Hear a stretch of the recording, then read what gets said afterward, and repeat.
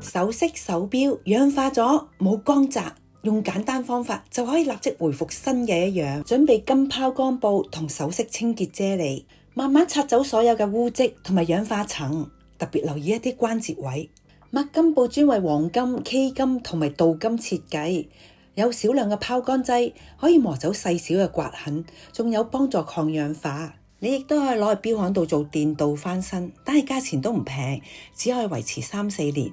呢個方法可以慳錢又最簡單。清潔好之後，記得加防潮珠，減慢再次氧化。跟住落嚟就係清潔同埋翻新戒指，先用溫水浸濕個刷，擠少少嘅清潔啫喱，輕輕擦洗每一個角落。呢個清潔啫喱好溫和同埋安全，好啱用喺珍珠、鑽石同埋金飾嗰度。用清水沖洗乾淨之後，再用乾布擦乾佢。